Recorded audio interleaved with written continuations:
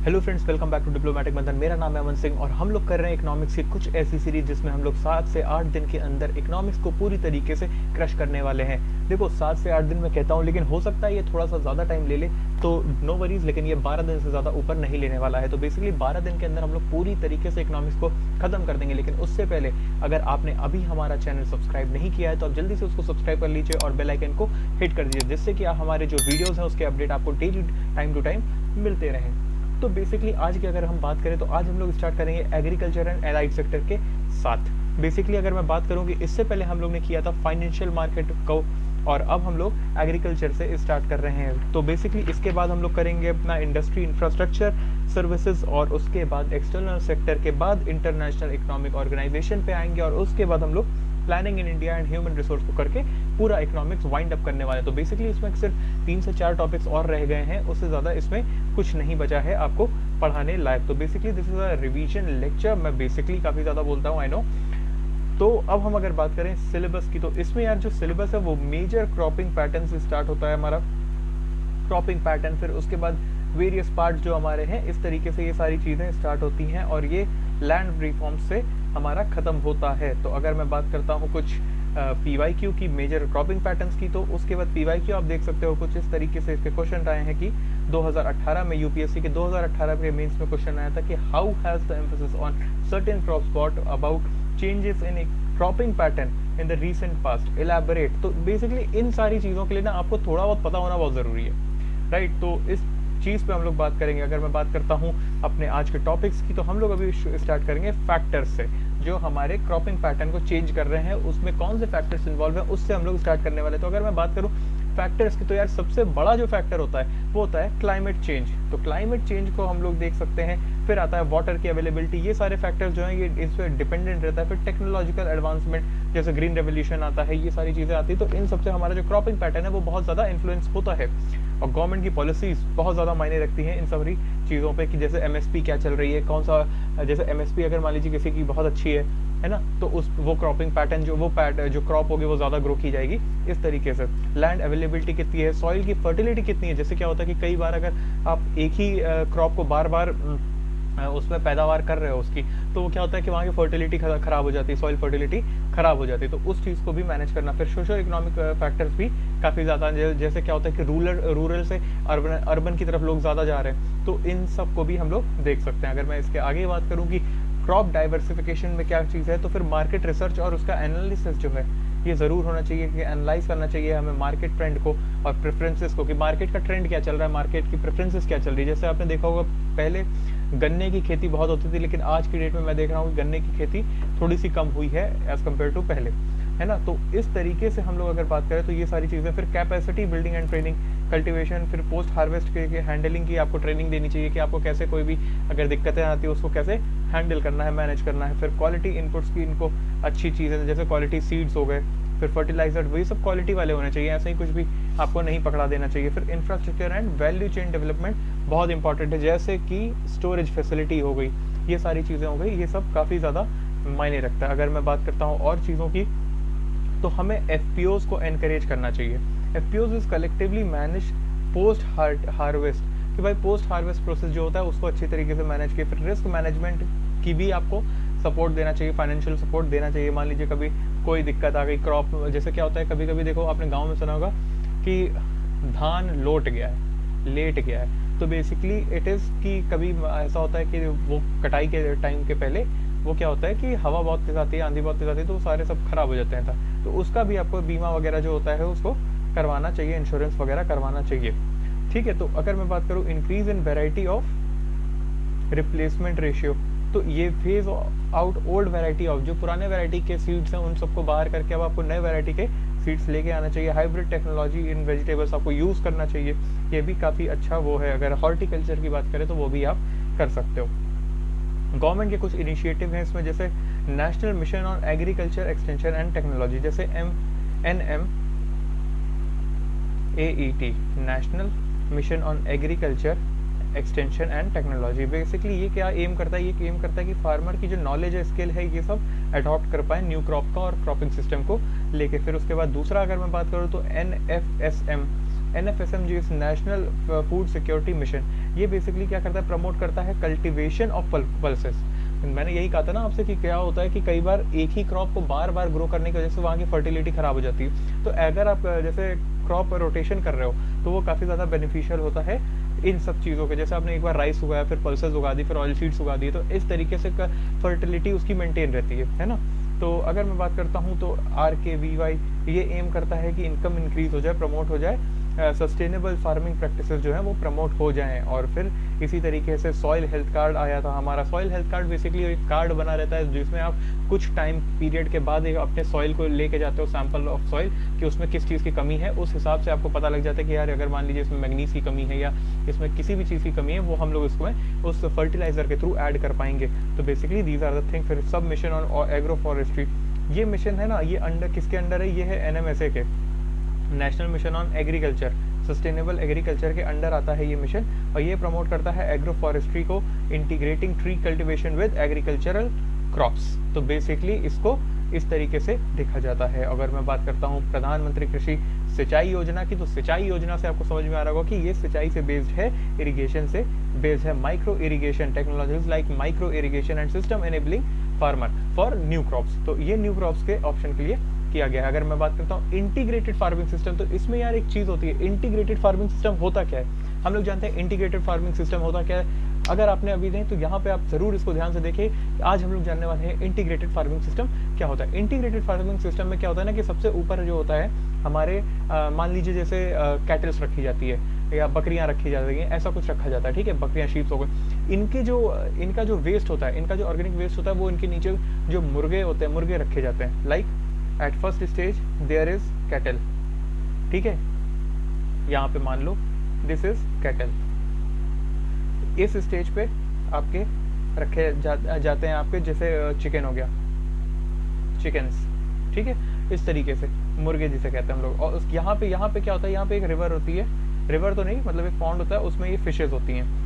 तो इनका वेस्ट ये खाते हैं, इनका वेस्ट ये खाते हैं। और इसी में हम लोग अगर कुछ क्रॉपिंग पैटर्न का ध्यान देके क्रॉप्स उगाते हैं, जैसे आपने सुना होगा इंडोनेशिया में फिशेस का भी यूज़ करते हैं राइस कल्टिवेशन में, वो बाउंड्री बनाते हैं, इस तरीके की कुछ बाउंड्री बनाते हैं ऐसे। यहाँ पे ये अपना जो भी उनको उगाना होता था वो उगाते हैं और यहाँ पे फिशेस डाल देते हैं। फिशेस से क्या होता है कि जो कीड़े मकोड़े लगने होते हैं वो खत्म हो जाते हैं। तो basically this is called integrated farming system.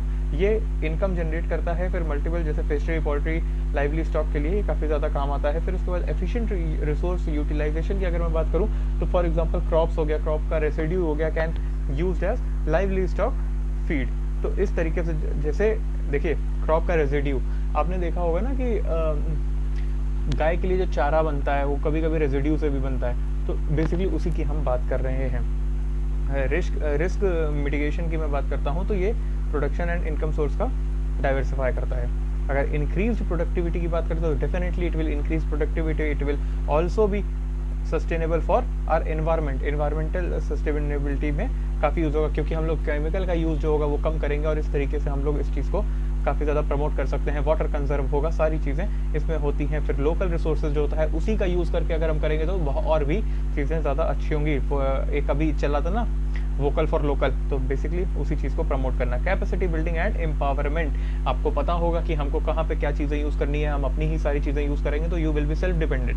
तो basically this is capacity building. If I talk about different types of irrigation system and irrigation system, तो अगर अब हम लोग का नेक्स्ट टॉपिक आता है इरिगेशन एंड इरिगेशन सिस्टम।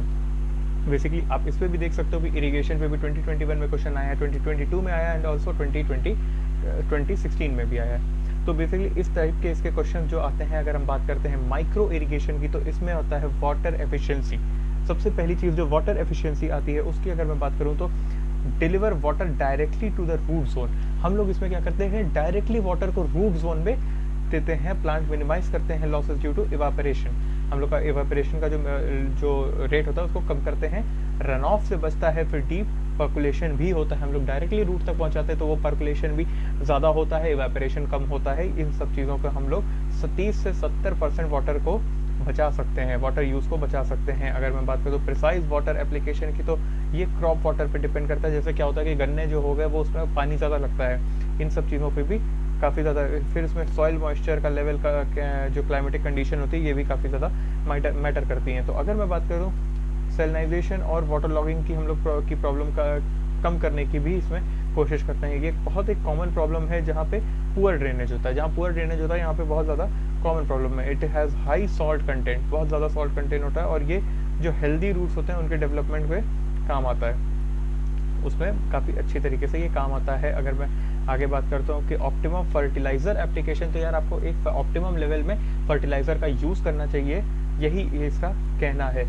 फिर उसके बाद enhanced crop diversification and productivity, ये होता है यूज़ अलाउ करता है फार्मर्स को to cultivate wider range of crops, high value horticulture crops, fruits and vegetables. If I talk about climate reliance की, तो उसके बाद रेजिलियंस की, क्लाइमेट रेजिलियंस की अगर मैं बात करूँ तो it cope with climate change impact such as erratic rainfall pattern, फिर ड्रॉट या हीट वेव से ये आपको काफ़ी ज़्यादा हेल्पफुल रहता है। अगर मैं बात करूँ कुछ की चेंजेस की जो इंडिया में हुए, तो यार देखो cost and affordability, limited awareness है, काफ़ी ज़्यादा लिमिटेड अवेयरनेस और नॉलेज है इस चीज़ को लेके। फिर access to credit and financing, ये जो स्मॉल फार्मर्स हैं इनको प्रॉब्लम आती है, ये काफ़ी बड़ा प्रॉब्लम है। देखो cost and affordability he high है। फिर उसके बाद बहुत कम अवेयरनेस है लोगों के अंदर इस चीज़ को लेके, ये भी एक बड़ा मुद्दा है। फिर उसके बाद मैं बात करता हूँ एक्सेस टू क्रेडिट फाइनेंसिंग, तो ये भी एक, अगर स्मॉल फार्मर्स की बात करूँ तो दिक्कत वाली बात है जो नहीं होती। अगर टेक्निकल स्किल्स एंड मेंटेनेंस की सॉरी मैं बात करूँ तो ये भी एक बड़ा मुद्दा आता है, जिसमें लोग मेंटेनेंस कम ध्यान देते हैं क्योंकि उनको पता नहीं होता कैसे मेंटेन करना है, ट्रेनिंग की कमी होती है इस सारी चीज़ों से। फिर उसके बाद आता है कि आपने देखा होगा रूरल एरियाज़ में पावर सप्लाई थोड़ी सी ज़्यादा डिफिकल्ट रहती है, मतलब थोड़ी इंटरप्टेड रहती है, पावर सप्लाई जो होती है वो कम रहती है। तो उस चीज़ को भी अगर मैं ध्यान में रखूँ तो फिर पावर सप्लाई और इसका कॉस्ट जो आता है, एनर्जी कॉस्ट, वो भी थोड़ा सा हाई होता है। सिस्टम डिज़ाइन और ये सारी चीज़ें इसका एक बहुत ही बड़ा चैलेंज है। गवर्नमेंट की अगर मैं बात करूँ तो कुछ इनिशिएटिव गवर्नमेंट ने लिए हैं, जैसे मैंने अभी आपसे डिस्कस किया था प्रधानमंत्री कृषि सिंचाई योजना। इसके 3 कंपोनेंट्स हैं, AIBP, हर खेत को पानी, और पर ड्रॉप मोर क्रॉप। ठीक है, तो इसमें ये होता है कि AIBP फाइनेंशियल असिस्टेंस देते हैं ये इरिगेशन प्रोजेक्ट कि भैया ले लीजिए, आके पैसा लीजिए और अपने यहाँ इरिगेशन प्रोजेक्ट स्टार्ट करवाइए। फिर अगर मैं बात करता हूँ हर खेत को पानी, तो ये वाटर डिस्ट्रीब्यूशन टेक्नोलॉजीज़ के तहत ये सारे खेत को पानी पहुँचाना चाहते हैं कि पानी की समस्या वाले जो सिस्टम था वो कम हो जाए, और ये सारी जो चीज़ें हैं ये चीज़ में थोड़ा सा देखने को मिले। अगर मैं बात करता हूँ पर ड्रॉप, तो ये करता है माइक्रो इरिगेशन को प्रमोट, और ड्रिप और स्प्रिंकल आपने देखा होगा वो खेत में लगे रहते हैं और ऐसे ऐसे करके फव्वारे मारते हैं, तो basically they are sprinkle irrigation, उसकी मैं बात कर रहा हूँ। तो अगर मैं बात करता हूँ command area development and water management की, CADWM प्रोग्राम की, तो ये करता है एक्टिविटीज़ को प्रमोट, जैसे कैनाल और कंस्ट्रक्शन ऑफ फील्ड चैनल्स को प्रमोट। ये वाटर सेविंग डिवाइसेस का ये जो इंस्टॉलेशन होता है ये भी करवाता है। अगर वाटरशेड डेवलपमेंट की बात करूँ तो it is to conserve rain water, prevent soil erosion and also enhance ground water recharge. Watershed development का मेन मोटिव ही यही है कि ये ग्राउंड वाटर को इनहांस करे, फिर उसके बाद रन ऑफ और जो सॉइल इरोजन होता है उन सबको रोके, कम करे। तो basically micro irrigation promotion by national bank for agriculture and rural development, NABARD इस चीज़ के लिए मैंने अभी पिछले आपको कुछ लेक्चर्स में बताया था कि नाबार्ड का जो रोल होता है वो एग्रीकल्चर से रिलेटेड बहुत ज़्यादा होता है। तो बेसिकली नाबार्ड भी इसमें काफ़ी ज़्यादा अपना अच्छा रोल प्ले करता है और काफ़ी ज़्यादा सपोर्ट दिखाता है। If I talk about precision farming की, तो एनर्जी फ्रेंडली इरिगेशन पंप्स लगाना चाहिए, माइक्रो इरिगेशन करना चाहिए, क्लाइमेट स्मार्ट टेक्नोलॉजी ऐसा कुछ टेक्नोलॉजी जो क्लाइमेट के थ्रू बड़ा अच्छा है। फिर इंटरनेट ऑफ थिंग्स को बहुत अच्छी तरीके से प्रमोट करना चाहिए, GIS वगैरह जो होता है इन सबको, रिमोट सेंसिंग और इन सब चीज़ों को प्रमोट करना चाहिए। अगर मैं बात करता हूँ जीरो बजट नेचुरल फार्मिंग की, तो भाई इसमें क्या होता है, जीरो बजट नेचुरल फार्मिंग से ही आपको समझ में आ रहा होगा कि ये होता क्या है। बेसिकली इसमें आपको पैसा नहीं लगाना है, राइट, इसमें आपको पैसा नहीं लगाना, यू हैव टू सी कि ऑर्गेनिक वे में कितना ज़्यादा आप जो एक्सपेंसेस हैं कम कर सकते हो। ऑर्गेनिक देखो मिनिमाइज करो या तो एलिमिनेट करो जितने भी एक्सपेंसेस या इनपुट्स आपके लग रहे हैं, जैसे सीड्स के, फर्टिलाइजर्स के, पेस्टिसाइड्स के, ये सारे जीरो कर दो और उसके बिना आप करो। अगर इंडिजिनस सीड्स की बात करो तो जेनेटिकली मॉडिफाइड और हाइब्रिड सीड्स जो होते हैं इन सब का यूज़ कर सकते हैं आप लोकल एग्रो कंडीशन में। फिर नेचुरल फर्टिलाइजर्स की बात करो तो कंपोस्टिंग, वर्मी कंपोस्ट और ये सारी चीज़ें आप यूज़ कर सकते हैं, जैसे अर्थवॉर्म्स यूज़ करते हैं, अर्थवॉर्म्स का बनता होगा। फिर मल्चिंग है ना, तो ग्रीन मैन्योर हो गया, ये सारी चीज़ों को आप यूज़ कर सकते हैं। Mulching and crop residue management, covering the soil, इसमें होता क्या, देखो कवर करते हैं सॉइल को विद ऑर्गेनिक मटेरियल, जैसे क्रॉप रेजिड्यू है ना, पराली आपने सुना होगा, पराली जलाना, तो बेसिकली इन सब चाय टाइप की चीज़ों से उसको कवर कर देते हैं, और इससे ना मॉइस्चर जो होता है वो अंदर ही रहता है, रिटेन रहता है, वो इवापोरेट नहीं होता है। सप्रेस करता है वीड का growth and improve soil health bye enhancing microbial activity उसमें बढ़ जाती है, तो इससे ये सॉइल का जो हेल्थ होता है वो बढ़ जाता है। तो इंटरक्रॉपिंग क्रॉप डाइवर्सिटी की अगर मैं बात करूँ, it helps in improving soil fertility, ये सॉइल फर्टिलिटी को और रिड्यूस करता है पेस्ट इन्फेक्शन। ठीक है, तो अगर मैं बात करता हूँ, इंक्रीज करता है ओवरऑल और प्रोडक्टिविटी, और इसी तरीके से water conservation and lively stock irrigation है। अगर मैं अब बात करता हूँ, देखो आपने सब कुछ कर लिया, इरिगेशन कर लिया, सारी चीज़ें कर ली, अब आती है स्टोरेज की चीज़। तो स्टोरेज भी क्या होता है, देखिए इसके ऊपर भी क्वेश्चन बना है 2022 एंड 2020 में। तो बेसिकली अगर मैं बात करता हूँ अपस्ट्रीम एंड डाउन स्ट्रीम्स की, तो इसमें आपको देखने के लिए मिलता है कि it is a initial stage of supply. देखो अपस्ट्रीम अगर प्रोसेस की बात करूँ तो इनिशियल स्टेज होता है, जैसे इसमें कुछ स्टेजेस वो होते हैं, जैसे क्या हो गया कि chain involves activity such as farming हो गया, पहला फार्मिंग, ठीक है। दूसरा अगर मैं बात करूँ कल्टीवेशन हो गया, फिर हार्वेस्टिंग हो गया, और इस तरीके से सॉर्टिंग, ये सारी चीज़ें जो हैं ये आती हैं अपस्ट्रीम में। फिर अगर मैं डाउन स्ट्रीम की बात करता हूँ तो सब्सिक्वेंट स्टेज जैसे सप्लाई चेन हो गया, ये इसमें आपके एक्टिविटीज़ आती हैं जैसे transportation, storage, processing, packaging, branding, marketing and retailing of the agriculture product, ये सारे आपके डाउन स्ट्रीम में आ जाते हैं। अगर इसकी मैं बात करता हूँ कि किस तरीके से ये वर्क करता है, किस तरीके से हमें इसमें देखने के लिए चीज़ें मिलती हैं, तो फ्रैगमेंटेड प्रोडक्शन होता है, जैसे कि स्मॉल लैंड होल्डिंग जो होते हैं वो इकोनॉमीज को ऑफ स्केल को हिंडर करते हैं, ठीक है। प्रोडक्शन ऑफ कॉस्ट बढ़ जाता है और बार्गेनिंग की पावर जो होती है वो कम हो जाती है। भाई आपके पास पैदावार ही कम है, कितनी बार्गेनिंग कर लोगे, राइट। तो इस तरीके से अगर मैं बात करूँ एवरेज, तो 1.15 हेक्टेयर का जो एवरेज लैंड फार्म होता है वो किया जाता है। अगर लैक ऑफ इंफ्रास्ट्रक्चर है, जैसे आपको आपने पैदावार कर लिया, अब आपके पास स्टोर करने के लिए उसको दिक्कत हो रही है, नहीं है जगह आपके पास, अगर है भी तो आपने गोडाउन अगर लिया तो उसका किराया बहुत महंगा है। तो दीज आर द थिंग्स जो इस चीज़ में बड़ा ज़्यादा रोल प्ले करती हैं। फिर लिमिटेड एक्सेस टू क्रेडिट, यही मैं कह रहा हूँ कि अगर आप मान लीजिए सारी चीज़ें हैं, आपके पास क्रेडिट ही नहीं है, पैसा ही नहीं है, तो आप कैसे सारी चीज़ों को, टेक्नोलॉजी को, मॉडर्न टेक्नोलॉजी को यूज़ कर पाओगे, नहीं कर पाओगे। अगर मैं बात करता हूँ डाउन स्ट्रीम प्रोसेसिंग की, तो डाउन स्ट्रीम प्रोसेस और प्रोसेसिंग एंड डिस्ट्रीब्यूशन की, तो फिर इसमें देखो क्या होता है कि value addition of processing insufficient processing infrastructure. भाई फिर देखो सप्लाई चेन में भी दिक्कत आती है, सप्लाई चेन के लिए हमें ट्रांसपोर्टेशन वगैरह चाहिए होती है, राइट। तो वो चीज़ें हम नहीं कर पाते हैं, मल्टीपल इंटरमीडिएटरीज, फिर मार्केटिंग कॉस्ट है, पोस्ट हार्वेस्ट के लॉसेज है, मान लीजिए आपने पैदावार की उसके बाद कुछ लॉस हो गया, और उसके बाद आपका आगे मार्केटिंग का कॉस्ट कितना है कि भाई हमारे यहाँ ये चीज़ पैदा हुई है। तो ये सारी चीज़ें, फिर क्वालिटी भी होती है, फिर ग्रेड स्टैंडर्ड भी होते हैं, ये सारी चीज़ होती हैं, लिमिटेड एक्सेस होता है इंटीग्रेशन का। तो ये बहुत ज़्यादा चीज़ों पे ये आपका डिपेंड करता है। If I talk about challenges to transport, तो बेसिकली अगर मैं चैलेंजेस की बात करूँ तो कनेक्टिविटी की सबसे बड़ी प्रॉब्लम आती है, कनेक्टिविटी। फिर उसके बाद इनएडिक्वेट इंफ्रास्ट्रक्चर है, अगर उसका कॉस्ट में पोस्ट हार्वेस्ट कॉस्ट तो लग ही रहा है, पोस्ट हार्वेस्ट लॉस तो लग ही गया, मतलब जैसे पैदावार होने के बाद कुछ खराब हो रहा है तो वो तो हो ही गया। अब उसके बाद ट्रांसपोर्टेशन में भी अच्छा खासा पैसा लगना है, ट्रांसपोर्टेशन में भी, तो फिर हाई ट्रांसपोर्टेशन कॉस्ट हो गया, इनसफिशिएंट इसका भाई लॉजिस्टिक्स हो गया। तो ये सारी चीज़ें भी इसमें काफ़ी ज़्यादा। फिर उसके बाद रेगुलेटरी एडमिनिस्ट्रेटिव बॉटलनेक्स है, जैसे क्या होता है कम्बरसम पेपर वर्क है, तमाम मल्टीपल चेक पोस्ट है वहाँ पे। अब जानते ही हो कि सारी चीज़ें इतनी ईजिली नहीं हो जाती हैं, ठीक है। हर मल्टीपल चेक पोस्ट पे शायद अगर मैं ऑन ऑफ पेपर बात करूँ तो पैसा लग ही जाता है कहीं ना कहीं। तो दीज आर द थिंग्स जो इस चीज़ पर काम करते हैं। फिर अगर मैं स्टोरेज की बात करूँ तो स्टोरेज में जैसे मैंने कि सबसे पहले तो इनएडिक्वेट स्टोरेज इंफ्रास्ट्रक्चर, फिर सप्लाई चेन मैनेजमेंट की दिक्कत है ना, वीक लिंकेज है प्रोड्यूसर और स्टोरेज फैसिलिटी मार्केट्स में। तो basically lack of modern storage technology नहीं है, वही पुराना दुराना। अब तो यार क्लाइमेट चेंज हो रहा है, उस हिसाब से आपको मॉडर्न टेक्नोलॉजी लेके आनी चाहिए जिससे वो लंबे समय तक रख पाओ, लेकिन नहीं हो पा रहा। फिर जो पोस्ट हार्वेस्ट लॉसेस होते हैं वो तो हो ही रहे हैं। If I talk about government initiative, तो यार इसमें अगेन आता है प्रधानमंत्री किसान संपदा योजना। इसमें ये मॉडर्नाइज कर रहे हैं, क्या चीज़ स्ट्रेंथन कर रहे हैं, entire value chain of food processing, financial assistance for the development of infrastructure such as cold storage. इन सब चीज़ों को ये मॉडर्नाइज करने की कोशिश कर रहे हैं। Creation of agri logistics infrastructure, जहाँ पे schemes for integrated cold chain and value addition infrastructure, the agriculture export policy. Basically यहाँ पे एग्रीकल्चर एक्सपोर्ट पॉलिसी को ये लोग प्रमोट कर रहे हैं। मेगा फूड पार्क्स बनाए जा रहे हैं। फिर उसके बाद NAFED and national agriculture cooperative marketing federation of India बनाया गया है। ये एक बहुत ज़्यादा क्रूशल रोल प्ले करता है in marketing and procurement of operation of agriculture produce. तो इस तरीके से अगर मैं बात करूँ, इंफ्रास्ट्रक्चर डेवलपमेंट फंड भी दिए जा रहे हैं जहाँ पे लॉन्ग टर्म फाइनेंसिंग करी जाएगी। और उसके बाद इलेक्ट्रॉनिक नेशनल एग्रीकल्चर मार्केट की मैं बात करूँ तो ई नाम इज़ अ ऑनलाइन प्लेटफॉर्म जहाँ पे transparent and efficient trading of agriculture जो कमोडिटीज़ हैं वो मल्टीपल अपने मार्केट्स में होती हैं।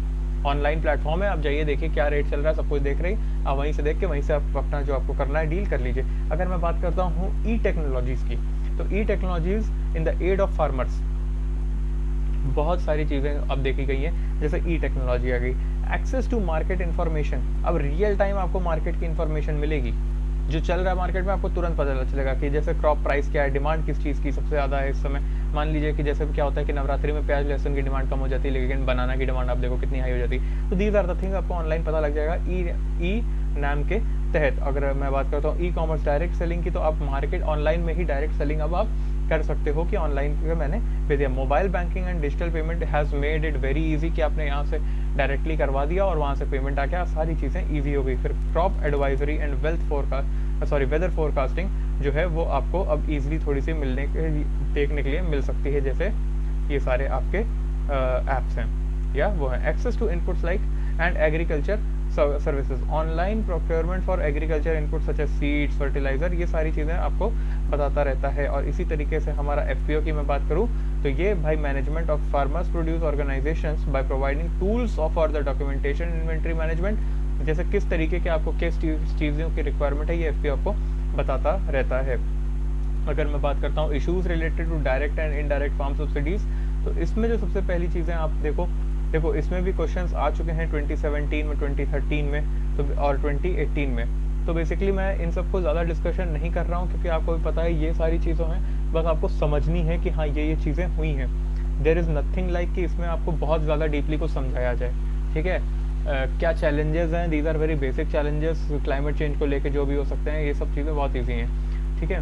तो इस चीज़ को ध्यान में रख के ढंग से पढ़िए, और लड़के लोग तो बिल्कुल ढंग से पढ़ो, ठीक है। अगर मैं बात करता हूँ डायरेक्ट सब्सिडीज़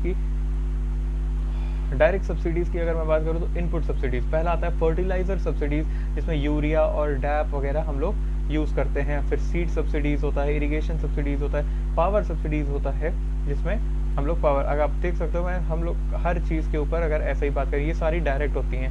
अब इन क्रेडिट सब्सिडीज़ में फिर लोन वेवर्स होते हैं। इनडायरेक्ट में बात करूँ तो MSP एक बड़ा है हमारा, MSP के बारे में आप लोग ने काफ़ी सुना होगा, जो हमें देखने के लिए मिलता है। फिर क्रॉप इंश्योरेंस की बात करता हूँ तो सब्सिडाइज क्रॉप इंश्योरेंस स्कीम्स, प्रधानमंत्री फसल बीमा योजना प्रीमियम्स, और ये इस तरीके के इंश्योरेंस आपको किया जाता है कि कभी कोई दिक्कत आ जाए तो हम हैं आपके साथ। फिर अगर रिसर्च एंड डेवलपमेंट की तो public investment and in agriculture and research and development. Concerns क्या हैं? अब इन कंसर्न्स देखो यार, कहीं ना कहीं बजटरी प्रेशर भी तो ये बना रहे हैं हमारे ऊपर, अगर हम इनको इतना सब्सिडी दे रहे हैं तो बना ही रहे हैं। फिर उसके बाद इनइक्विटेबल डिस्ट्रीब्यूशन है, जैसे लार्ज फार्मर्स जो होते हैं वो ज़्यादा बेनिफिटेड होते हैं इससे, तो ये सारी चीज़ें हैं। फिर distort market dynamics can create market distortion by artificially inflating prices. भाई मान लीजिए आपने ये सारी चीज़ें कर दी, अब प्राइस इंक्रीज होने लगा, तो ये सारी भी चीज़ें दिक्कत करती हैं। फिर इन्वायरमेंटल इम्पैक्ट हैं इसके, उसके बाद market distortion and international trade में भी आपको दिक्कत मिल सकती है। सब्सिडीज की बात करूँ तो ये डिपेंडेंसी में क्रिएट होती है कि ये सारी चीज़ें डिपेंड हो रहे हैं ये लोग। अगर आगे की बात करता हूँ MSP की, तो MSP is nothing but it is a minimum guaranteed price जो कि गवर्नमेंट आपको देती है कुछ पर्टिकुलर क्रॉप्स के लिए। अभी 22 शायद क्रॉप्स हैं, हाँ 22 खारिफ हैं, राबी एंड अदर सब commercial crop, at least 50% of their all India weightage crop product. अब इसमें देखो ये सारी चीज़ें हैं। अगर इसकी बात करूँ तो लिमिटेड कवरेज है। मान लीजिए कोई एक ऐसा स्टेट है जहाँ पे गेहूं की पैदावार बहुत ज़्यादा हो रही है, लेकिन हाँ कोई एक ऐसा स्टेट जहाँ गेहूं की पैदावार हो ही नहीं रही है, तो जो स्टेट में गेहूं की पैदावार ज़्यादा अगर वो MSP में है तो उसको ज़्यादा फायदा होगा ना। तो बेसिकली ये कुछ लिमिटेड कवरेज की मैं बात करूँ। फिर इनएडिक्वेट प्रोक्योरमेंट है, जैसे कि बहुत सारे फार्मर्स हैं वो अपना सेल ही नहीं कर पाते हैं, बहुत सारे फार्मर्स अपना सेल ही नहीं कर पाते हैं प्रोडक्ट। तो फिर अगर रीजनल डिस्पैरिटीज़ है, वही चीज़ मैंने जो आपको बताई, रीजनल डिस्पैरिटीज़ में मार्केट डिस्टॉर्शन भी काफ़ी ज़्यादा है कि यहाँ का प्राइस कुछ और है, वहाँ का प्राइस कुछ और है, तो ये भी है। और लार्ज फार्मर्स जो होते हैं वो इसमें बहुत ज़्यादा बेनिफिटेड होते हैं। फिर लेकिन फिजिकल बर्डन भी साथ में आता रहता है हमारे, सस्ता हो या महंगा अपने MSP सेट कर दी, उस पर आपको लेना ही लेना है। तो ये सारी चीज़ें हैं। अगर मैं बात करता हूँ कि किस चीज़ से इन लोगों ने काम किया है, तो गवर्नमेंट को क्या करना चाहिए, इनको ना कंसिडर करना चाहिए commission on agriculture cost and prices. ये agricultural tribunal in line provision of article this, तो ये इन लोग को रिप्लेस करना चाहिए एमएसपी को, किससे, मिनिमम रिजर्व प्राइस से रिप्लेस करना चाहिए, है ना। तो ये सारी चीज़ें इनको करना चाहिए। गवर्नमेंट इनिशिएटिव जो इन्होंने किया है वो क्या क्या है, डायरेक्ट बेनिफिट ट्रांसफ़र स्कीम निकाली है। इसमें लीकेजेस को कम किया है, एलिमिनेट किया है कि जो मिडल मैन होते थे, जो लेते थे, जो बिचौलिए जिनको कहते हैं, वो बीच में आते थे, उनको उन लोग ने ख़त्म कर दिया है। सॉइल हेल्थ कार्ड स्कीम लेके आए, जिससे पता चला कि आप अपनी सॉइल की जो भी डिमांड है आप उसको फुलफिल कर सकते हो, सॉइल की जो भी हेल्थ है आप उसको देख सकते हो।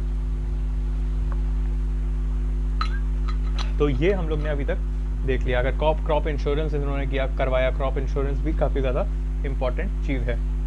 पब्लिक डिस्ट्रीब्यूशन सिस्टम, अगर अब पब्लिक डिस्ट्रीब्यूशन में हम लोग objective functioning, limitation and revamping की बात करेंगे। इसके ऊपर भी क्वेश्चंस हमें देखने के लिए मिल चुके हैं। तो अगर मैं बात करता हूँ ऑब्जेक्टिव की, तो यार पब्लिक डिस्ट्रीब्यूशन में सबसे बड़ी ऑब्जेक्टिव क्या होगी, फूड सिक्योरिटी। तो डेफिनेटली फूड सिक्योरिटी पे प्राइस का स्टेबलाइज रहना, भाई कम प्राइस रहे उसका, पॉवर्टी एलिवेशन हो, फिर न्यूट्रिशनल सपोर्ट सबको मिले, ये सारी चीज़ें इनका ऑब्जेक्टिव है डेफिनेटली। अगर इसकी फंक्शनल की बात करूँ तो भाई देखो, it procures food grains from farmer through agencies like Food Corporation of India FCI at MSP to build buffer stock. कुछ बफर स्टॉक हम लोग क्रिएट करते हैं MSP के थ्रू खरीद के, किसको देते हैं हम लोग, फूड कॉर्पोरेशन ऑफ इंडिया को, फिर एलोकेट करते हैं हम लोग, फिर इसी हिसाब से हम लोग जो फूड है उसका एलोकेशन करते हैं बेस्ड ऑन देयर पॉपुलेशन। जैसे आपको देखने के लिए मिला होगा कि आपके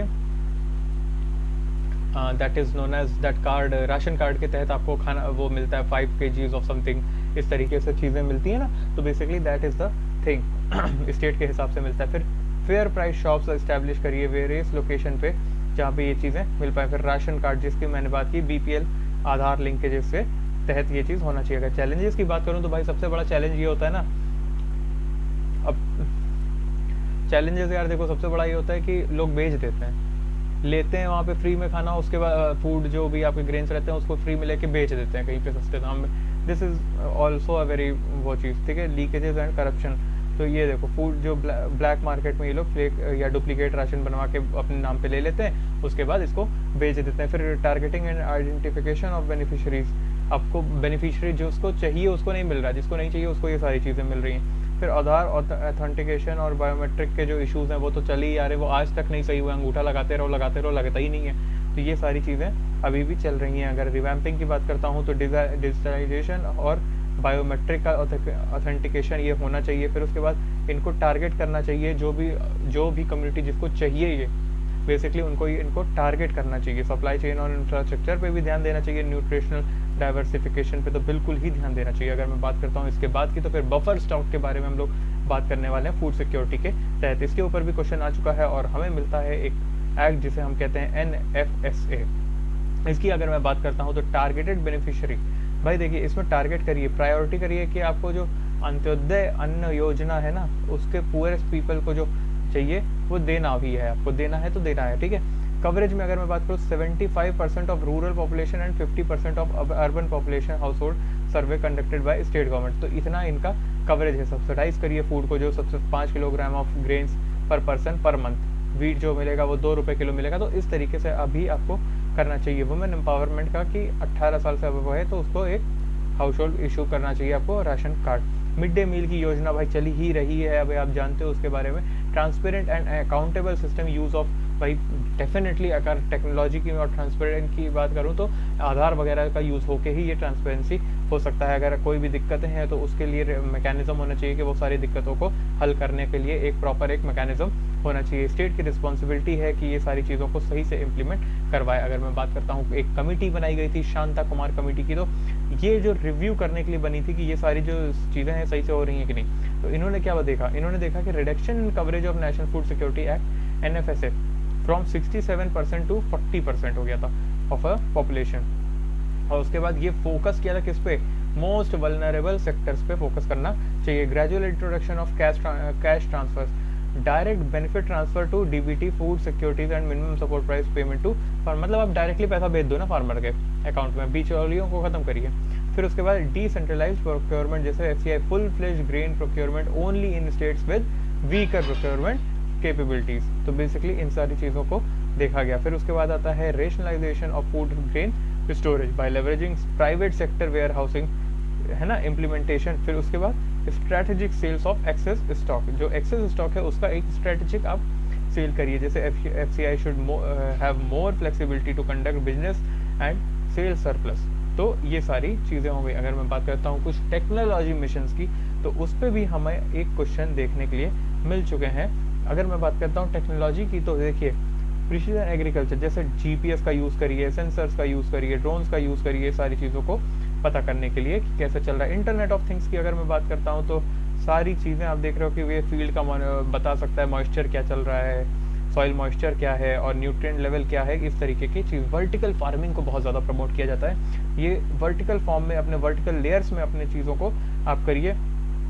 हाइड्रोपोनिक आप जानते हो क्या होता है? एक ऐसे PVC पैनल टाइप के, PVC टाइप के पाइप्स होते हैं, इसमें ऐसे छेद कर करके कोकोपीड में इसका जो वो होता है उसको ग्रो किया जाता है फ्लावर। तो इसमें क्या होता है, 99% तक पानी, 95% तक पानी कम यूज़ होता है। तो ये सारी चीज़ों को आप प्रमोट कर सकते हैं। रोबोटिक्स का यूज़ कर सकते हैं। ब्लॉकचेन, अगर transparent and secure recording and sharing of agriculture data, भाई ये बहुत ज़्यादा इम्पॉर्टेंट है, ये फ्रॉड को रिड्यूस करता है। फिर AI का यूज़ कर सकते हैं आप कि सारी चीज़ों को किस तरीके से मैनेज करें। तो बायोटेक्नोलॉजी और जेनेटिक इंजीनियरिंग जिस तरीके से हमारे देश में बढ़ रही है, उसका भी आप बहुत अच्छी तरीके से यूज़ कर सकते हैं।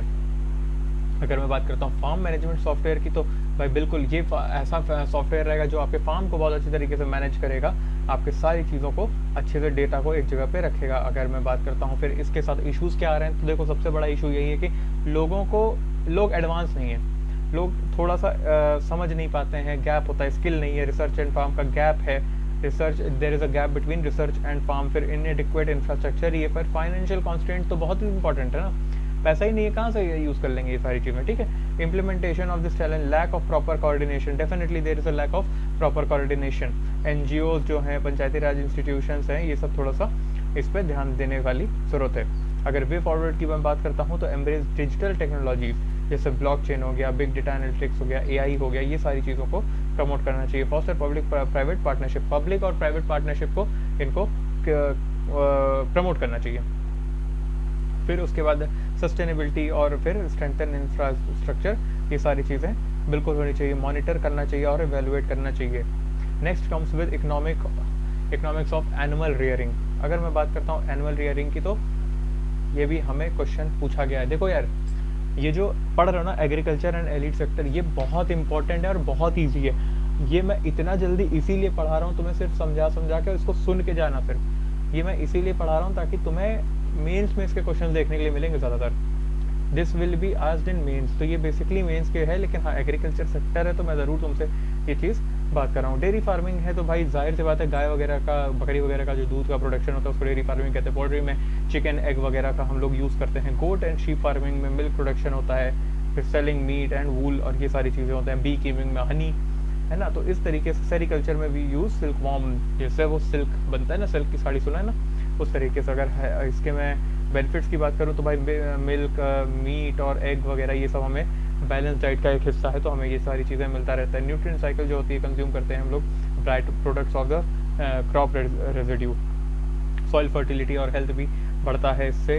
Integrated pest management, chickens can consume insects, तो ये भी सारी चीज़ें हैं, मैंने बात कर ली इसके ऊपर। फिर diversification and income generation, definitely इसमें डाइवर्सिफाइड है ये चीज़ें और इसमें इनकम जनरेशन भी होती है। एनर्जी एंड लेबर यूटिलाइजेशन, फिर ये सारी चीज़ें आपको कल्चर एंड सोशल सिग्निफिकेंस है, फिर इंश्योरेंस है, ये सारी चीज़ें होती हैं। अगर इसके चैलेंजेस की बात करूँ तो लिमिटेड ग्रेजिंग लैंड होता है। बकरियों को चराओगे क्या, गाय को चराओगे क्या, घास के लिए तो लिमिटेड लैंड ही होगी ना।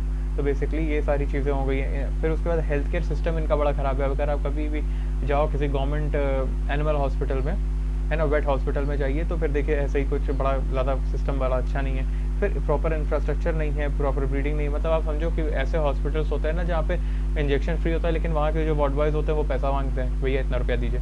ये सारी चीज़ें होती है, ये सब मैं ग्राउंड रियलिटी आपको बता रहा हूँ। फिर उसके बाद क्लाइमेट चेंज, नेचुरल डिजास्टर के लिए ये लोग बहुत ज़्यादा वो होते हैं। तो उसके बाद socio economic, socio culture factors होते हैं, जैसे कि इन सब रीजन्स यूज़ ऑफ जो एनिमल्स होता है रिलीजियस होता है, और सेक्रीफाइस करना उसमें देखो कहीं सेक्रीफाइस किया जाता है एनिमल को, कहीं नहीं किया जाता। तो दीज आर समथिंग जो इस चीज़ में भी आता है। फिर अगर मैं बात करता हूँ गवर्नमेंट की कुछ इनिशिएटिव्स की, तो लाइवली स्टॉक मिशन आया था, नेशनल लाइवली स्टॉक मिशन, जिसमें ये सस्टेनेबल लाइवली स्टॉक डेवलपमेंट किया गया था और फाइनेंशियल एंड टेक्निकल सपोर्ट दिया गया था फॉर ब्रीड इम्प्रूवमेंट, इसको फाइनेंशियल एंड जो टेक्निकल सपोर्ट चाहिए था वो दिया गया था। फिर नेशनल डेयरी प्रोग्राम के तहत, प्लान के तहत ब्रीड इंप्रूवमेंट करवाया गया एनिमल न्यूट्रिशन के तहत, एंड उसके बाद providing support to dairy cooperative and farmers. अगर राष्ट्रीय गोकुल मिशन की बात करूं तो ये तो भाई जाहिर सी बात है कैटल ब्रीड्स के लिए था, और इनको डेवलपमेंट के लिए इनके था कि इनका जो सीमन है वो बहुत, सीमन स्टेशन बनाया जाए, फिर एंड बुल मदर फार्म, ये सारी चीज़ों को ध्यान में रखा जाए। अगर मैं इनके इंश्योरेंस की बात करूं तो हाँ, इनके इंश्योरेंस की भी स्कीम है। उसके बाद फॉर्डर डेवलपमेंट प्रोग्राम्स आते हैं जहाँ पे quality feed of and fodder रहता है। फिर वेट जो सर्विसेज रहती हैं, हेल्थ केयर सर्विसेज रहती हैं, उनको भी बढ़ावा दिया जाता है। फिर दलवाई कमेटी ने एक बात कही थी कि committee on doubling farmers income की, भाई जो ऐसे चीज़ों को ध्यान देते हैं उनके जो इनकम है उसको अगर हम डबल करने की बात करें तो हम कैसे कर सकते हैं कि इसमें डाइवर्सिफाई करवा सकते हैं एग्रीकल्चर एक्टिविटीज़ को, जैसे हाई वैल्यू हॉर्टिकल्चर और लाइवली स्टॉक फार्मिंग, फिशरीज और इन सब चीज़ों को प्रमोट करवा के improving productivity and efficiency, productivity को हम लोग बढ़वा सकते हैं, एफिशिएंसी को बढ़वा सकते हैं, agriculture entrepreneurship and value addition को भी हम लोग आगे थोड़ा सा बढ़ा सकते हैं। साथ में उनको हम लोग क्रेडिट दे सकते हैं जिससे उनकी चीज़ें और अच्छे से चल पाए। मार्केटिंग और मार्केट रिफॉर्म्स को हम लोग थोड़ा सा लिबरल कर सकते हैं और चीज़ों को और ज़्यादा आगे बढ़ते हुए देख सकते हैं। Skill development and capacity building is very important in this factor also. अगर मैं नेक्स्ट टॉपिक की बात करूँ तो food processing and related industries in India, कुछ फूड इंडस्ट्रीज हैं, फूड रिलेटेड इंडस्ट्रीज हैं, उसके बारे में हम लोग बात करने वाले। तो इसके ऊपर आप क्वेश्चंस आप देख सकते हो कि 2022 में, फिर 2020 में, उसके बाद 19 में और 18 में भी हमें देखने के लिए, मतलब 18, 19, 20 और 22 में हमको देखने के लिए इसके ऊपर क्वेश्चंस मिले हैं। देन अगेन फिर 17 में और 17 में 2 क्वेश्चन, 18 में 1 क्वेश्चन, 19 में, फिर 20 में, फिर 22 में, तो आपको देखने के लिए मिल रहा है कि काफ़ी ज़्यादा इसके ऊपर क्वेश्चन पूछे जाते हैं। तो बेसिकली इस पर प्रीलिम्स में भी आ सकता है, तो इसको अच्छे से समझना। तो बेसिकली अगर मैं बात करता हूँ स्कोप एंड सिग्निफिकेंस की, तो value addition and preservation, extending its life, देखो शेल्फ लाइफ जो होती है उसको बढ़ाना, फिर इसको बढ़ा के हम लोग जो प्रिजर्व करके अच्छी तरीके से बढ़ा सकते हैं, तो काफ़ी ज़्यादा काम होगा। एम्प्लॉयमेंट जनरेशन होगा इससे, एम्प्लॉयमेंट जनरेशन भी हम लोग इसको बढ़ा सकते हैं। Agriculture growth and income enhancement definitely हमें बढ़ाना है। फिर फूड सिक्योरिटी, न्यूट्रिशन, ये सारी चीज़ें तो प्रमोट करनी ही करनी है। एक्सपोर्ट पोटेंशियल्स, ये भी हमें देखना है कि एंड उसके बाद rural and small scale entrepreneurship, जो रूरल एंड स्मॉल, जैसे आपने देखा होगा अरे उसको वो कहते हैं ना यार, I am not able to remember the name, गौशाला टाइप का, हाँ, तो इसको भी हम लोग प्रमोट कर सकते हैं। अगर लोकेशन की बात करूँ तो फिर प्रॉक्सिमिटी टू रॉ मटेरियल, आपके आसपास होना चाहिए रॉ मटेरियल की अवेलेबिलिटी। उसके बाद एक्सेस टू मार्केट भी आप ईजिली आप एक्सेस कर पाओ कि आपकी जो भी चीज़ें मैं उसको बेच पा रहा हूँ या उसको मैं आगे सेल आउट कर पा रहा हूँ। Availability of utilities and infrastructure, electricity हो गई, सारी चीज़ें हो गई, ये आपको बहुत ईजिली अवेलेबल होना चाहिए। फिर स्किल्ड लेबर आपके पास होना चाहिए, ये सारी चीज़ें इसमें होनी चाहिए। एनवायरमेंटल कंसिडरेशन को भी ध्यान में रखना चाहिए। देखो जब भी एग्रीकल्चर की बात आती है सबसे मेन फैक्टर आता है एनवायरमेंट, कि कैसा एनवायरमेंट, क्योंकि उसी हिसाब से वहाँ की एग्रीकल्चर डिपेंड करता है।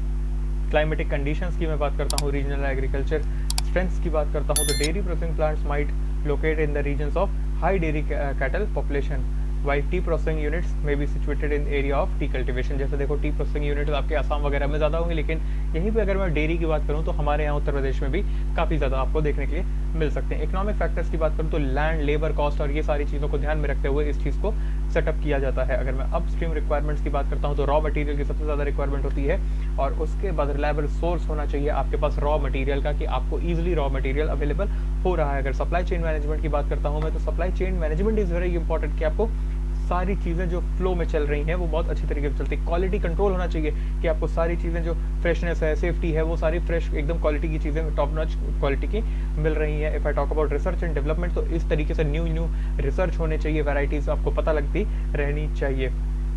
If I talk about down stream requirement की, तो प्रोसेसिंग फैसिलिटीज़ जो होती हैं, फिर स्किल्ड वर्कफोर्स होना चाहिए, प्रोडक्ट डेवलपमेंट एंड इनोवेशन होना चाहिए, एंड पैकेजिंग एंड लेबलिंग जो होती है वो परफेक्ट होनी चाहिए। फिर डिस्ट्रीब्यूशन लॉजिस्टिक्स की बात करता हूँ तो वो भी एकदम उम्दा वेयर हाउसेज में होना चाहिए, वेयर हाउसिंग होनी चाहिए, इन्वेंट्री होनी चाहिए। फिर मार्केटिंग प्रमोशंस की बात करूँ तो बिल्ड ब्रांड, अगर आपको ब्रांड बिल्ड करना है तो उस तरीके का आपको रेपुटेशन रीच करना पड़ेगा टारगेट को। फिर उसके बाद एडवर्टाइज करवाना पड़ेगा। कंप्लायंसेस और रेगुलेशंस की मैं बात करता हूँ तो food safety, labelling, nutritional content, packaging ensures customer safety. Supply chain management के की कंपोनेंट की अगर कंपोनेंट्स की बात करूँ तो देखो सबसे बड़ा की कंपोनेंट आता है इसमें सप्लायर मैनेजमेंट।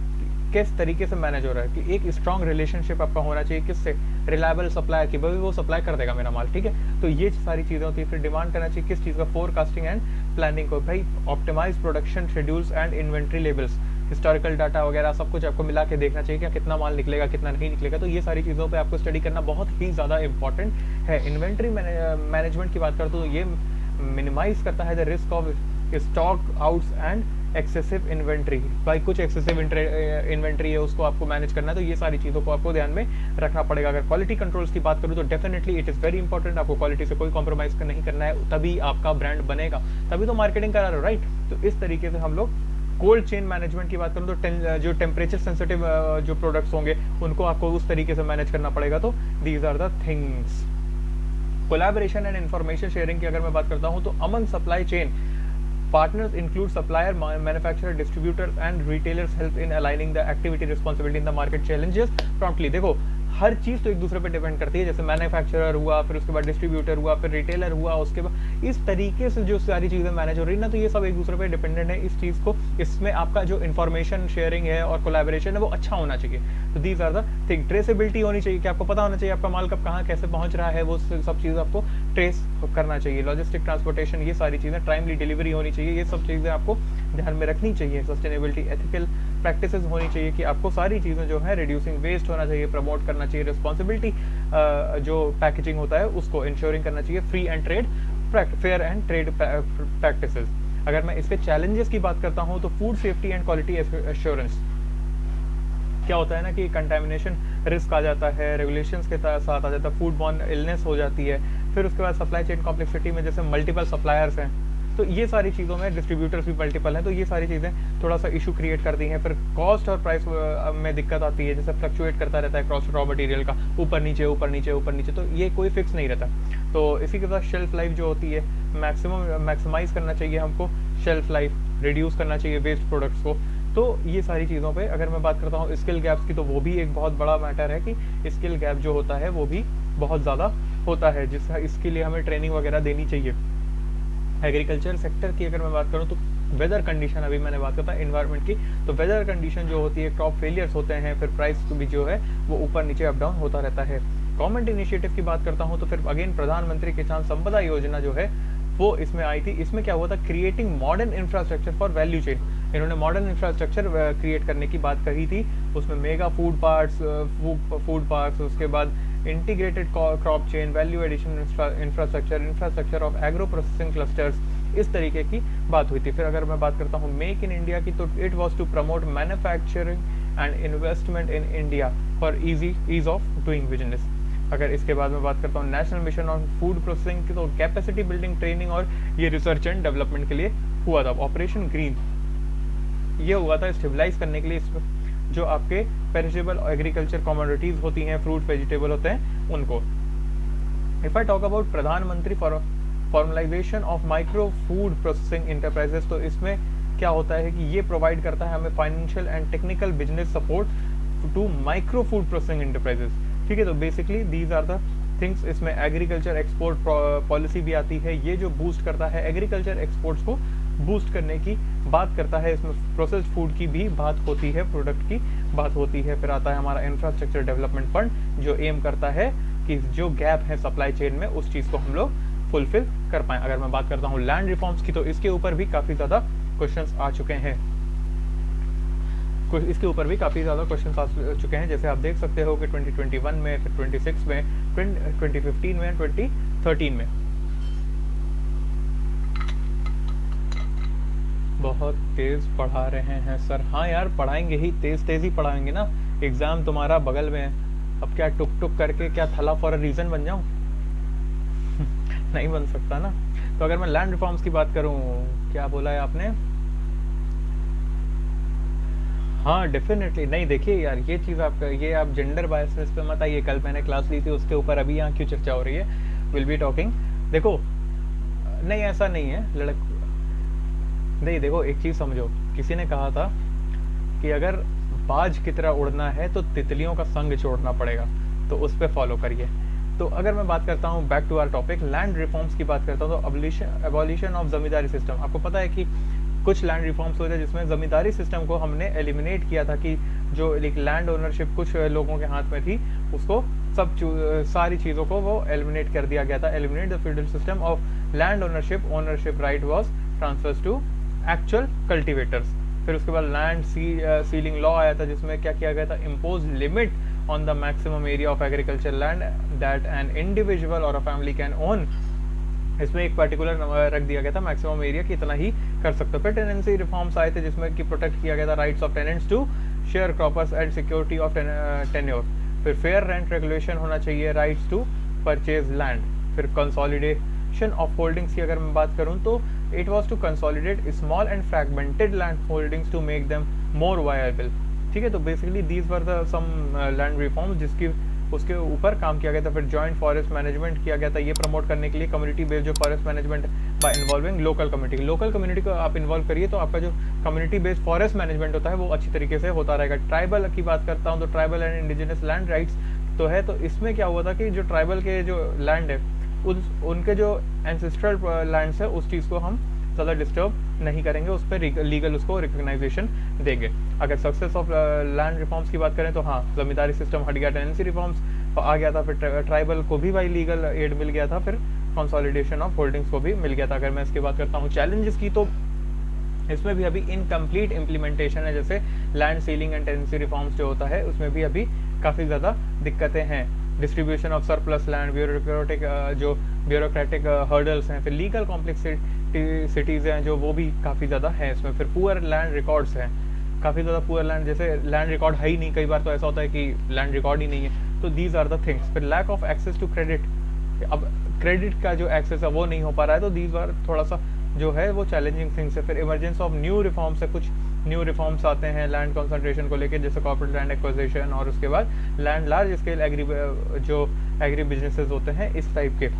अगर मैं बात करता हूँ गवर्नमेंट इनिशिएटिव की तो इन्होंने क्या किया था, डिजिटलाइजेशन किया था लैंड रिकॉर्ड्स का। ये बहुत ही अच्छा एक इनिशिएटिव था, digital India land record modernisation programme के तहत इन्होंने क्लियर लैंड टाइटल्स करने की कोशिश की थी। उसके बाद अगर मैं बात करता हूँ लैंड एक्विजिशन एक्ट 2013 की, तो फिर इसमें क्या कहता है, right to fair compensation and transparency in land acquisition, rehabilitation and resettlement act, ये बेसिकली आया था हमारा इस चीज़ के लिए। फिर model agriculture land leasing act, ये बेसिकली लैंड लीज जो करते थे उनके ऊपर लेके आया गया था कि इनको एक्सेस जो होगा वो इसको ईजिली करवाएंगे। फिर मॉडल कॉन्ट्रैक्ट फार्मिंग एक्ट आया था, ये fair agreement between farmer and agri businesses for promoting interest of small farmer. कई बार ऐसा होता था कि एग्री बिजनेस लगा दिया, उसके बाद अब लैंड वापस ही नहीं कर रहे हैं, ये सारी चीज़ें, तो इन सबके फेयर प्रैक्टिसेस के लिए ये आया था। फिर स्वामित्व जो आया था वो survey of village and mapping with improvised technology in village scheme, तो ये आता है map residential land ownership in rural areas with use of modern technologies like drone वगैरह का यूज करके आपको सारी चीज़ों को सही तरीके से ध्यान में रखते हुए करना चाहिए। तो दिस वॉज योर एग्रीकल्चर पूरी तरीके से। If you have any question please ask me, I am here till 5 minutes. तो बेसिकली देखो हम लोग ने एग्रीकल्चर एंड एलीट सेक्टर्स को ख़त्म कर दिया है। अब इसके बाद हमारा इंफ्रास्ट्रक्चर और ये सारी चीज़ें बची हैं, जैसे इंडस्ट्री हो गया, इंफ्रास्ट्रक्चर हो गया, सर्विसेज हो गई, फिर एक्सटर्नल सेक्टर्स की मैं बात करूंगा, उसके बाद इंटरनेशनल और इकोनॉमिक ऑर्गेनाइजेशन की बात करूंगा, फिर planning in India, human resource development and unemployment करके हम लोग इकोनॉमिक्स को पूरी तरीके से ख़त्म कर देंगे, वैनिश कर देंगे।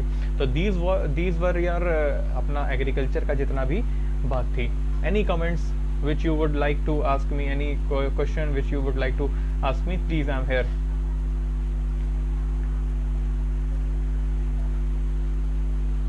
तो this is the thing जो हम लोग ने आज complete की है। So नहीं यार, ऐसा नहीं है, ऐसा नहीं है, you are wrong here। अभी ये जेंडर बायसनेस, आप मैं जेंडर बायस नहीं हो रहा हूँ, बट दिस इज़ फैक्ट कि आपको मैं बताता हूँ एक चीज़ कि लड़कों के साथ एक बड़ा इशू है, वो आपकी 99% गलतियाँ माफ़ कर देंगे। 99% वो दिल पे, आपने कभी भी नोटिस किया होगा लड़के जो होते हैं वो दिल पे लेते ही नहीं, कोई बात हो गई चलो ठीक है, वो थोड़ा बहुत गुस्सा होंगे फिर छोड़ देंगे, कोई बात नहीं। 99% लड़के ऐसे ही होते हैं कि वो कोई बात दिल पे नहीं लेंगे, लेकिन अगर कोई बात उनको लग गई है ना तो साला वो अगले जन्म तक याद रखेगा, वो अगले जन्म तक याद रखेगा। तो वो 1%, तो इसीलिए don't cross the limit, limit नहीं क्रॉस करनी चाहिए। लड़के 99% बात को कभी दिल पे नहीं लेते, लेकिन वो 1% होता है ना, वो अगले जन्म तक याद रखते हैं। इसलिए कभी भी लिमिट क्रॉस नहीं करनी चाहिए। तो दिस वॉज द थिंग। आप लोग ये जानिए भाई, दिस इज़ द थिंग, जिसकी ये बड़ी ये एक फैक्चुअल बात है कि कहीं किसी ने बोला था कि आप लोग पढ़ लिख लीजिए, वही मैं प्रमोट करूँगा आप लोग को कि आप लोग you should study, because the thing is कि मेजर क्रॉप पैटर्न्स हम लोग ने ये सब कंप्लीट कर लिया है। I will be telling you this later, I will be discussing these things कभी और। अभी हम लोग को इस चीज़ पे बात नहीं करनी चाहिए। द थिंग इज़ कि लड़के लोग नहीं पढ़ेंगे तो इनकी शादी नहीं होती, आप लोग नहीं पढ़ेंगे तो आप लोग की शादी कर दी जाती है। So these are differences. You don't know how much responsibilities guys have. Yes, definitely लड़कों के ऊपर ज़्यादा रिस्पॉन्सिबिलिटी होती है, ये मैं मानता हूँ। So definitely with this I will be ending my lecture and hope आप लोग को ये समझ में आया होगा। We will be starting with new lecture tomorrow. Basically हम लोग उसमें करेंगे अपना इंफ्रास्ट्रक्चर इन्वेस्टमेंट, और ये इंफ्रास्ट्रक्चर हो गया और इन्वेस्टमेंट्स वगैरह हो गए, सॉरी इंडस्ट्रीज वगैरह हो गए, एंड सर्विसेज को हम लोग खत्म करने वाले हैं। तो बेसिकली आई थिंक इसके नेक्स्ट लेक्चर के बाद 3 more lectures will be there, will be enough for me to complete all the things. So with this I will be taking a leave. Hope you have subscribed my channel, and if haven't तो जल्दी से उसको subscribe कर लीजिए, and please hit the bell icon, जिससे मुझे मतलब आपको ये जो अपडेट्स हैं वो टाइम टू टाइम मिलते रहें। Will be meeting you in next lecture. तब तक के लिए